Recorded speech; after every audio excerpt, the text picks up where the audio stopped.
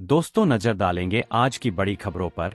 शुरुआत करेंगे देश की बड़ी खबर के साथ। आज की पहली बड़ी खबर है कि खाद्य विभाग ही और रसोई गैस सिलेंडर सब्सिडी योजना का खाद्य सुरक्षा लाभार्थियों को लाभ देने के लिए सीडिंग अभियान शुरू किया जाएगा। इसमें राशन डीलर को गेहूं वितरण से पहले एलपीजी की 17 अंकों की आईडी की सीडिंग करनी होगी। राशन कार्डधारी परिवारों के सभी सदस्यों के आधार की सीडिंग अनिवार्य की गई है। इसके बाद 17 अंकों वाली एलपीजी आईडी की भी सीडिंग आवश्यक होगी। यदि राशन कार्ड पर कई सदस्यों के पास अलग अलग गैस कनेक्शन है, तो प्रत्येक सदस्य के गैस कनेक्शन की एलपीजी आईडी को सीडिंग किया जाएगा। गेहूं प्राप्त करने से पहले आधार सीडिंग, एलपीजी आईडी सीडिंग और ये केवाईसी को पूरा करना अनिवार्य होगा। दिवाली का त्योहार मनाने घर लौट रहे सीआरपीएफ जवान की सड़क हादसे में मौत होगा। चौंकाने वाली बात यह है कि हादसा घर पहुंचने से 4 किलोमीटर पहले हुआ। घर लौटने का इंतजार कर रहे परिजनों को सड़क हादसे में उसकी मौत की खबर मिली। पल भर में सीआरपीएफ जवान के लौटने की खुशियां मातम में बदल गए। राजस्थान में बीजेपी के सत्ता में आने के बाद से अब तक भजनलाल सरकार ने गहलोत राज की कई योजनाओं को बंद कर दिया है और कई योजनाएं के नाम बदल दिए हैं। बीजेपी सरकार के इन फैसलों से पूर्व सीएम अशोक गहलोत काफी नाराज है। गहलोत ने बीजेपी सरकार पर कांग्रेस राज की योजनाओं को कमजोर करने का आरोप लगाया है। साथ ही केंद्र सरकार पर जनता से वादा खिलाफी का आरोप लगाया है।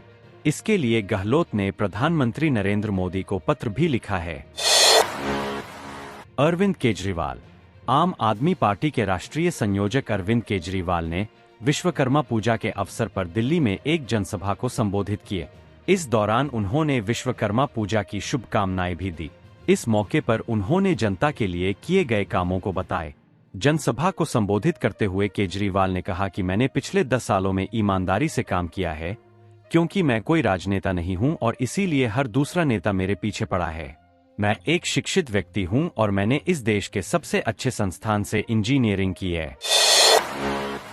भारतीय प्रधानमंत्री नरेंद्र मोदी देश की स्वतंत्र विदेश नीति को बेहद ही अहम मानते हैं।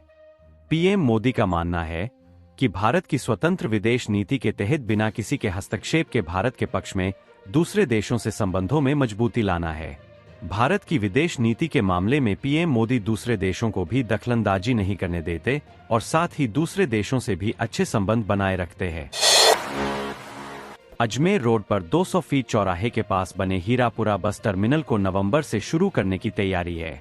पहले इसे सितंबर में शुरू करने की योजना थी, लेकिन अधूरी तैयारियों के कारण शुरू नहीं हो सका। इस टर्मिनल से अजमेर रूट वाली बसों का संचालन होगा। के किशनघाट गांव में कांच के ग्लास में पटाखा फोड़ते समय हुए हादसे में बच्चे की मौत होगा, जिसके बाद बवाल हो गए। किशनघाट क्षेत्र में कुछ लोग पटाखे छोड़ रहे थे। इस दौरान कांच के एक ग्लास में बम फोड़ते समय कांच के टुकड़े उछले, जिससे यहां खड़े पोकरराम 9 पुत्र भगवानाराम ओड के कांच के टुकड़े लगने के कारण काफी खून बह गए। राहगीरों ने देखा तो बच्चे को जवाहिर अस्पताल पहुंचाए। यहां चिकित्सकों ने उसे मृत घोषित कर दिए। पीपल खून क्षेत्र के गमरगर पांड्या स्थित ग्राम पंचायत बोरखेड़ा में शनिवार दोपहर को एक पैंथर घुस आए। लोगों को इसकी जानकारी मिलते ही गांव में हड़कंप मच गए। सूचना पर वन विभाग की और पुलिस की टीम मौके पर पहुंची। हालांकि तब तक लोगों की आवाज सुनकर पैंथर वहां से निकलकर जंगल की तरफ भाग गए। तब जाकर ग्रामीणों ने राहत की सांस ली। वहीं वन विभाग की ओर से ग्रामीणों को सतर्क रहने और किसी भी प्रकार की पैंथर की गतिविधियां होने पर विभाग को सूचना देने की अपील की है। माह में पाकिस्तानी युवक बॉर्डर को क्रॉस कर भारतीय सीमा में प्रवेश कर गया था। वह 2 माह से बाड़मेर पुलिस की हिरासत में है। पूछताछ के बाद युवक को वापस सरहद पार भेजने का प्रयास किया गया, लेकिन पाक रेंजर्स ने पाकिस्तानी युवक को वापस लेने में दिलचस्पी नहीं दिखा। ऐसे में युवक को बाड़मेर जिले के बाखासर थाना पुलिस की निगरानी में रखा गया है।